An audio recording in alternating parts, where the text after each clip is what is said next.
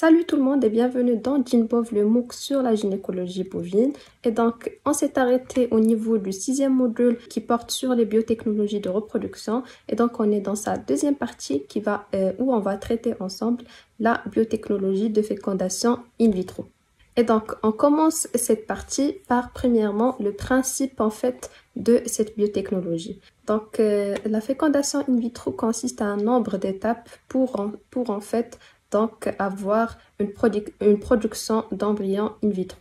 Et donc, la première étape de cette technique est la collecte en fait des ovocytes et prélèvement des ovules sur l'ovaire de la donneuse. Donc, en général, avec une qualité génétique supérieure. Dans ce cas, il y a deux sources différentes. Donc, soit un prélèvement par aspiration sous contrôle échographique, dans le cadre de ce qu'on appelle ovum pick-up, donc on va voir par la suite sur un animal vivant.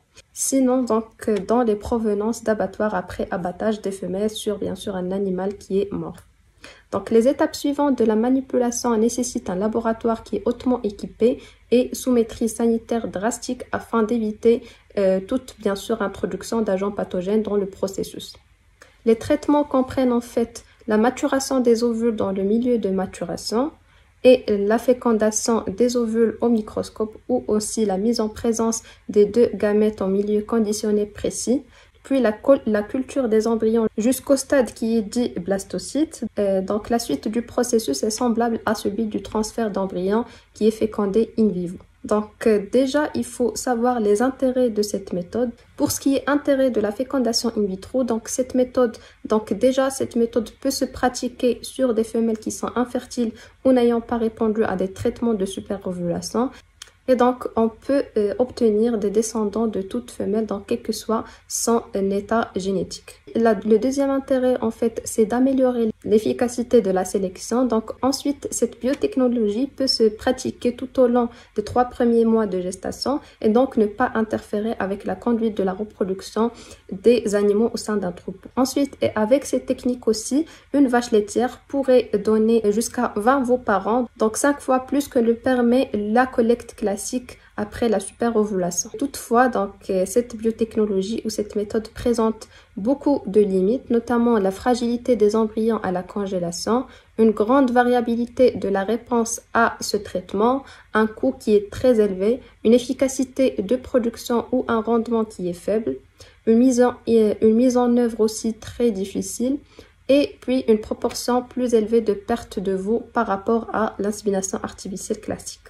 Donc, on passe aux étapes de la fécondation in vitro. Et donc, dans notre étude, on a choisi de parler de la méthode ovum pick-up, donc le prélèvement sur une femelle qui est vivante. Ensuite, la maturation in vitro, puis la fécondation in vitro et enfin la culture in vitro. Et donc, on commence par l'ovum pick-up. Donc, c'est un prélèvement ovocytaire. En fait, c'est une technique qui est rapide et très peu invasive qui va nous permettre de récupérer des ovocytes de manière répétée chez une femelle donneuse. Donc, cette technique peut être réalisée avec ou sans stimulation hormonale exogène préalable. Donc, elle est effectuée sous anesthésie épidurale, parfois combinée même à une légère sédation.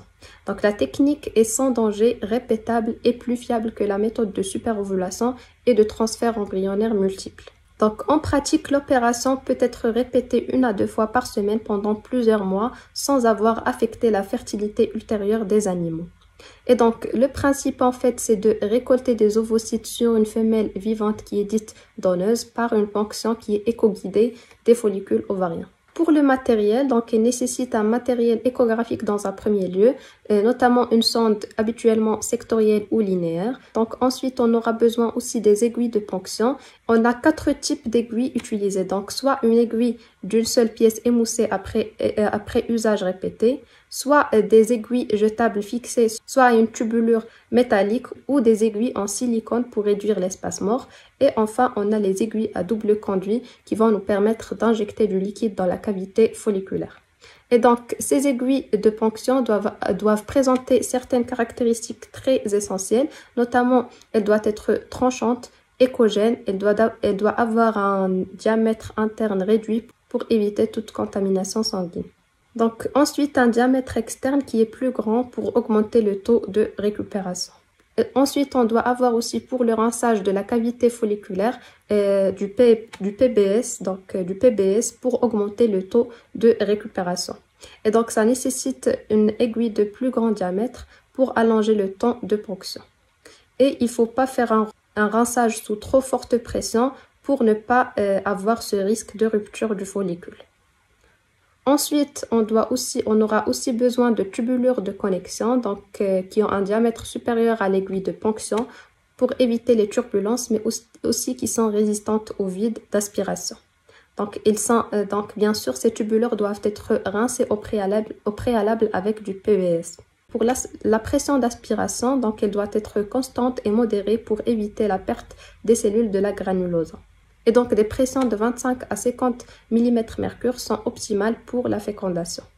Ensuite, et donc dernièrement, le milieu de récolte qui est notamment le PBS tamponné avec ou sans sérum fœtal et des antibiotiques.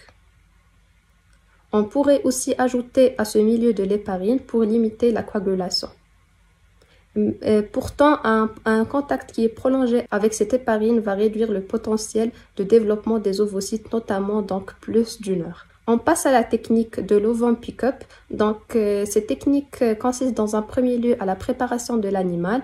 Quand on dit préparation de l'animal, c'est dans un premier lieu une contention dans un travail, une anesthésie locale épidurale pour réduire les efforts expulsifs. Ensuite, une vidange des matières fécales du rectum. Et dernièrement, la désinfection de la région vulvaire, bien sûr, pour éviter toute contamination des ovocytes.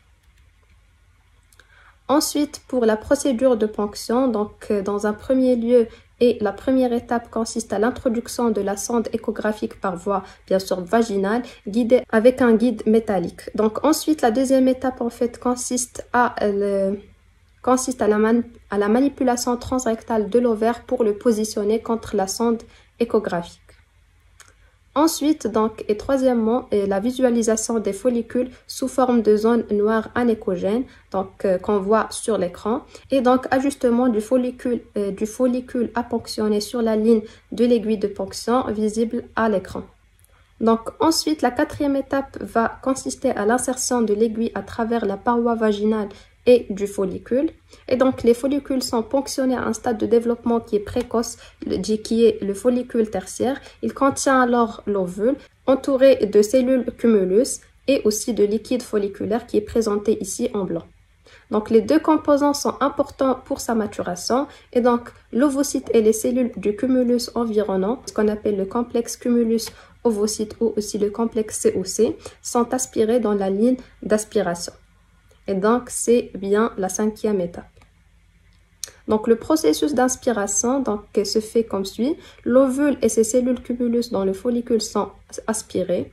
Et donc, pour le succès de la fertilisation au laboratoire, il est très décisif que ces cellules cumulus qui entourent l'ovule, bien sûr, soient préservées. Ensuite, après avoir inséré l'aiguille à travers la paroi vaginale et du follicule, jusqu'à la disparition totale de la zone anéchogène du follicule, on pourrait donc passer au curetage de la cavité folliculaire qui est recommandé par certains auteurs via des mouvements circulaires de l'aiguille.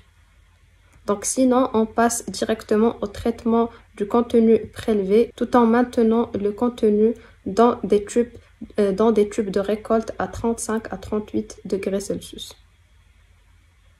Donc ensuite, on passe à la filtration et à l'examen des ovocytes au microscope pour bien sûr isoler et mettre en maturation les ovocytes qui sont récupérés. Et donc, les ovules dégénérés ou ceux dont les cumulus ou ceux dont le cumulus est endommagé doivent être éliminés le plus rapidement possible, puisqu'ils exercent une influence qui est négative sur les bons ovules. Donc, après l'ovum pick-up, on passe à la deuxième étape qui est la maturation in vitro. Et donc, les ovules de bonne qualité sont transférés dans un milieu de transport et de maturation. Donc ensuite, les ovules sont conservés pendant 24 heures à 39 degrés Celsius dans le milieu de maturation.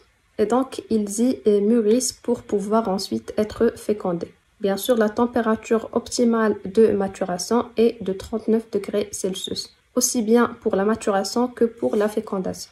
Pour les milieux de maturation, donc la composition de ce milieu est primordiale Et on a des milieux comme le TCM 199, on a aussi le TALP, le Krebs-Ringer bicarbonate, sont bien sûr couramment utilisés, souvent enrichis en sérum, donc bien sûr fœtal, FCS ou ECS. Donc l'addition de ce sérum ou de liquide folliculaire peut favoriser en fait la maturation, mais pas à trop forte concentration. Donc donc à très forte concentration, donc ce sérum peut inhiber la méiose. On pourrait aussi ajouter une complémentation hormonale, notamment l'addition d'hormones soit LH soit FSH. Et ceci aussi est très couramment utilisé. Donc la FSH étant plus efficace pour les premiers stades du développement embryonnaire. Donc après la maturation, on passe à la fécondation in vitro. Et donc, avant de commencer cette fécondation in vitro, les spermatozoïdes doivent subir la capacitation qui est un processus biochimique nécessaire pour se lier à la zone pellucide de l'ovocyte et déclencher alors la réaction acrosomique. Donc, elle consiste en plusieurs étapes. Donc, dans la première, c'est la décongélation de la paillette de sperme à 35 degrés Celsius pendant 1 minute. Ensuite, la préparation des spermatozoïdes pour la sélection. Donc, ils sont lavés et sélectionnés via des méthodes comme le swim-up ou aussi la centrifugation. Et donc, ici, on a la centrifugation de la semence pour éliminer, bien sûr, le plasma séminal et le milieu de congélation, mais aussi pour séparer les spermatozoïdes vivants et morts. On a le swim-up, par contre, qui est la nage, ou ce qu'on appelle aussi la nage ascendante, qui consiste à une sélection des spermatozoïdes mobiles après incubation pendant 1 heure à 39 degrés Celsius. Et donc, la concentration du sperme doit être ajustée à 2 millions de spermatozoïdes par millilitre. Après la centrifugation de la semence, on passe à l'induction de la capacitation proprement dite. Et donc, les spermatozoïdes qui sont préalablement préparés par lavage et sélection sont exposés cette fois-ci à des agents de capacitation afin de permettre leur liaison à la zone pellucide, comme je viens de le dire, des ovocytes. Et donc, on a plusieurs agents de capacitation qui sont utilisés, comme par exemple de l'héparine. On peut aussi utiliser la caféine pour induire la capacitation. Et donc, l'héparine est utilisée couramment pour induire la capacitation des spermatozoïdes chez les bovins. On a aussi pour l'induction et l'entretien de la mobilité d'autres substances qui peuvent être utilisées pour augmenter la mobilité, notamment la caféine et la théophiline, donc qui inhibent la phosphodiesterase et augmentent l'AMPC intracellulaire. On pourrait aussi utiliser un mélange pHE qui contient la pénicillamine, l'hypotaurine et l'épinéphrine pour améliorer bien sûr la mobilité et la pénétration de l'ovocyte. Donc ensuite et après la capacitation des spermatozoïdes, on passe à la préparation cette fois-ci des ovocytes qui sont matures. Et donc on a plusieurs méthodes pour enlever les cellules du cumulus. Habituellement, les ovocytes sont simplement lavés avec une solution tampon. Et donc ensuite, on place ces ovocytes dans un milieu de fécondation. Et donc le milieu de culture, c'est le milieu thyroïde-lactate utilisé pour le lavage des spermatozoïdes et aussi la co-incubation sperme-ovocyte. Pour passer enfin à la fécondation proprement dite, donc qui se fait dans une goutte de milieu sous de l'huile de paraffine ou de l'huile minérale. Donc ceci pour éviter bien sûr l'évaporation. Donc chaque goutte va contenir environ 20 ovocytes et 100 000 spermatozoïdes. Et l'incubation se fait durant 18 heures à 39 degrés Celsius dans une atmosphère avec 5% de CO2 et saturée d'humidité. Donc le prolongement du temps d'incubation peut augmenter le risque de polyspermie. Et donc, on passe enfin à la culture in vitro. Et donc, pour les milieux de culture, les embryons ne peuvent pas se développer dans les milieux traditionnels pour les cultures cellulaires, mais nécessitent des milieux qui sont spécifiques pour bien sûr franchir la phase de blocage. Et donc, on a l'exemple du premier milieu de culture qui est la co-culture, donc qui est une méthode courante où les embryons sont cultivés en présence de cellules ou de leur sécrétion, souvent tubaires, donc qui servent de substrat nourricier pour favoriser le développement embryonnaire. Et le milieu le plus couramment utilisé, c'est le M199, auquel on ajoute parfois du sérum avec des facteurs de croissance. Ensuite, on a aussi des milieux qui sont chimiquement définis, donc ce sont des alternatives aux co-cultures et ces milieux vont reproduire les sécrétions tubaires et vont permettre d'évaluer l'impact de différents facteurs sur le développement embryonnaire sans l'influence des cellules. Donc, quand par exemple on a le SOF, on a aussi le CR1 qui est un milieu de Rosenkrantz, on a aussi le BMOC3 qui est un milieu de Brinster. Les zygotes présumés sont cultivés jusqu'au stade blastocyte, c'est-à-dire environ 7 jours. Donc après 4 jours, on peut voir si les cellules fécondées se sont divisées ou non au cours des derniers jours. Et donc les cellules qui n'ont encouru aucune division cellulaire peuvent être éliminées à ce stade. Et donc ici, c'est les cellules à J+4 et ici après 7 jours de culture.